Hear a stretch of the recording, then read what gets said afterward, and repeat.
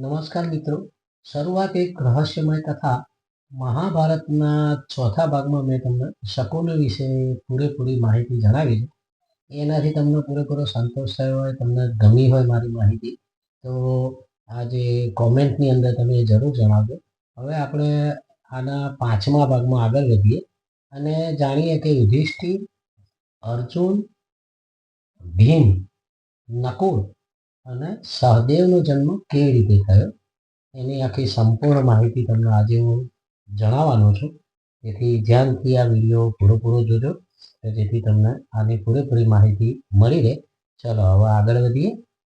હવે રાજા પાંડુ, બરાબર, રાજા પાંડુ એમના લગ્ન છે ને યદુ વંશના રાજા સુરસિંહની પુત્રી એટલે એનું નામ હતું કુંતી સાથે થયા. હવે કુંતી કોણ હતી? કુંતી એ વાસુદેવ જે ખરા ને એમની બહેન હતી. અને વાસુદેવના પુત્ર કોણ? ભગવાન શ્રી કૃષ્ણ. તો ભગવાન શ્રી કૃષ્ણના કોણ થયા? ફોઈ થયા. એટલે એ ભગવાન શ્રી કૃષ્ણના ફોઈ હતા કુંતી. હવે નાગવંશી મહારાજ કુંતી જે હતા ભોજ નામના, એ રાજાએ આ કુંતીને છે ને દત્તક લીધી હતી, બરાબર. એટલે આ રીતે આ જે કુંતી ખરા એ પાંડુ રાજા સાથે લગ્ન કરી અને હસ્તિનાપુરના રાણી બની ગયા, બરાબર.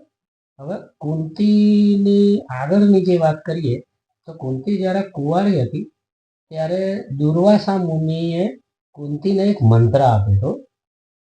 એ મંત્રનો ઉપયોગ કરવાથી એના અંદર એવું ઋષિએ કહેલું કે કોઈ પણ દેવનું આહ્વાન કરીશ ને એ જ દેવના ગુણવાળા તારા પુત્ર પ્રાપ્ત થશે. તેમ કે તના સંતાન જે થશે એ એવા ગુણવાળા સંતાન આ મંત્રથી કરી શકીશ. હવે કુંતીએ એની ઈચ્છા ભગવાન સૂર્યનું આહ્વાન કરવાની થઈ, એમ કે ભાઈ મારે ભગવાન સૂર્ય જેવો પુત્ર થાય.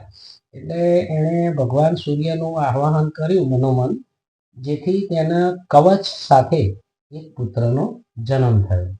એ જે જન્મ્યો પુત્ર એનું નામ શું? કર્ણ.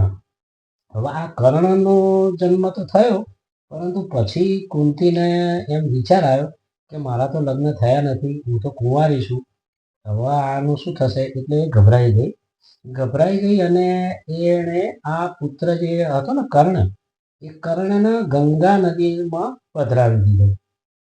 હવે કર્ણને ગંગા નદીમાં પધરાવી દીધો એટલે કર્ણ ગંગા નદીમાં વહેતો જતો હતો. એ વખતે આ કર્ણ જે ખરો ને એના ભીષ્મ ખરા ને એમના સારથી અધિરથ હતા અને એમની પત્ની હતી રાધા. આ બંને જણા છે ને આના કર્ણને નદીમાં વહેતો જોઈ ગયા.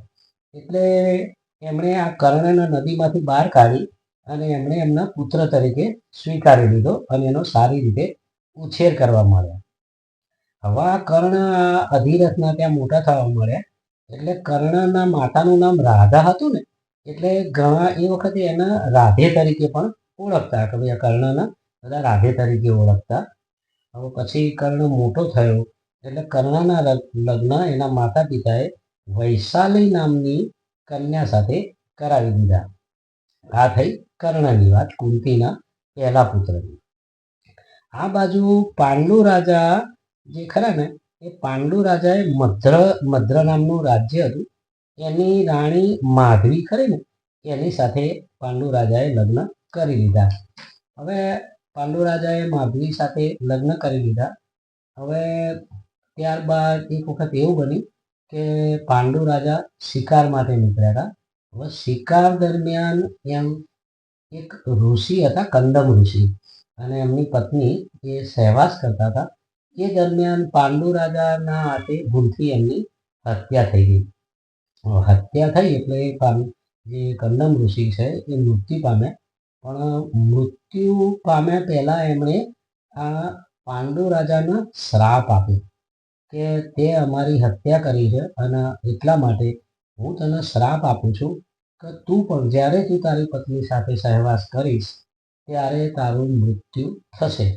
એટલે આવો શ્રાપ કંદમ ઋષિએ પાંડુ રાજાને આપ્યો.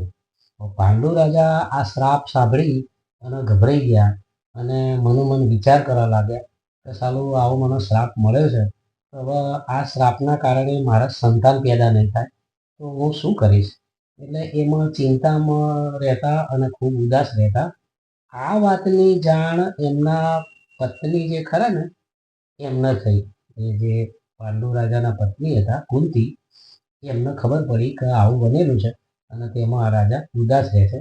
એટલે કુંતીએ પાંડુ રાજાને એક વાત જણાવી અને કીધું કે તમે ચિંતા ના કરશો, મને દુર્વાસા મુનિએ એક મંત્ર આપ્યો છે, એ મંત્રથી આપણે સંતાન પેદા કરી શકીશું અને જેવો જોઈએ એવો સંતાન આપણે પેદા કરી શકીશું. એટલે પછી જે આ પાંડુ રાજા અને કુંતીએ આ મંત્રનો ઉપયોગ કરી અને પુત્ર પેદા કર્યો. એટલે એમાં પહેલા એમણે ધર્મરાજાનું આહ્વાન કર્યું. એટલે ધર્મરાજાના આહ્વાનથી પહેલો પુત્ર જન્મ્યો યુધિષ્ઠિર.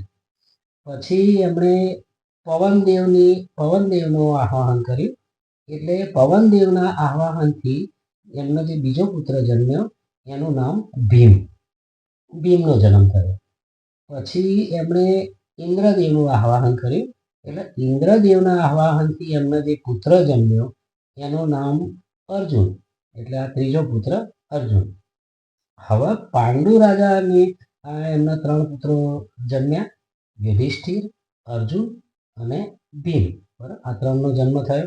હવે પાંડુ રાજાના જે પાછા બીજી પત્ની હતા માધવી, એને સંતાન નહોતા થતા. એને આ તકલીફ કહે કોઈ મારા પતિને આવી તકલીફ છે, એને સંતાન ક્યાંથી પેદા થશે? એટલે એ ચિંતાતુર રહેવા મળ્યા અને ઉદાસ રહેવા મળ્યા. એટલે એ જે માધવી ઉદાસ રહેતા હતા એટલે આજે પાંડુ રાજાની પત્ની કુંતી ખરી એમને ખબર પડી. એટલે કુંતીએ શું કર્યું કે આ માધવીને જે દુર્વાસા મુનિએ જે મંત્ર આપ્યો હતો એ મંત્ર આ માધવીને જણાવ્યો કે ભાઈ આ મારા જે સંતાન થયા એ આ દુર્વાસા મુનિના મંત્રથી થયા છે, એટલે હવે તું આ મંત્રનો ઉપયોગ કર.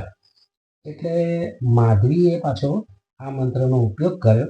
એટલે માધવીએ આ મંત્રનો ઉપયોગ કરતી વખતે અશ્વિની કુમારોનો આહ્વાન કર્યું. અશ્વિની કુમારો કોણ હતા? એ જોડવા ભાઈઓ હતા. એટલે અશ્વિની કુમારના આહ્વાનથી આ જે માધવીને 2 પુત્રોનો જન્મ થયો અને એ જોડ્યા એ નકુળ અને સહદેવ. બરાબર, એટલે કુલ પુત્રો કેટલા થયા? યુધિષ્ઠિર, અર્જુન, ભીમ, નકુળ અને સહદેવ. એમ કુલ 5 પુત્રનો જન્મ થયો. એટલે પાંડુ રાજાને 5 પુત્રોના પિતા બન્યા. હવે થોડો સમય પછી જે આ પાંડુ રાજા ખરો એમના જે પેલા કંદમ ઋષિએ જે શ્રાપ આપ્યો હતો એ શ્રાપ પાંડુ રાજા ભૂલી ગયા અને એમણે એમની પત્ની જે હતી માધવી એમની સાથે સહવાસ કરવાનો વિચાર કર્યો. એટલે એ સહવાસ કરવા ગયા એના ઋષિના શ્રાપનું ઉલ્લંઘન કર્યું. એટલે એ શ્રાપના કારણે પાંડુ રાજાનું મૃત્યુ થયું. બરાબર, અને મૃત્યુ થયું એટલે આ માધવી જે ખરી એમની રાણી એ એમનાથી આઘાત સહન ના થયો. એટલે માધવીને પણ મૃત્યુ થયું, એણે પ્રાણ ત્યજી દીધા.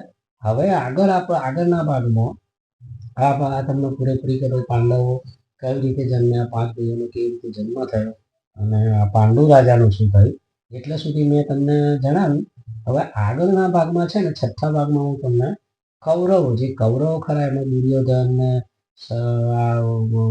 દુશાસન ને એના બીજા બધા ભાઈઓ આ લોકોનો જન્મ કેવી રીતે થયો અને કઈ પરિસ્થિતિમાં થયો એ હું તમને આગળના ભાગમાં જણાવીશ. હવે આ જે વિડીયો તમને ગમે હોય તો તમે લાઈક કરજો, શેર કરજો અને સબસ્ક્રાઈબ કરજો અને કોમેન્ટમાં જરૂર જણાવજો. મારી કોઈ ભૂલચૂક હોય તો પણ મને જણાવજો. સૌને જય શ્રી કૃષ્ણ, જય દ્વારકાધીશ.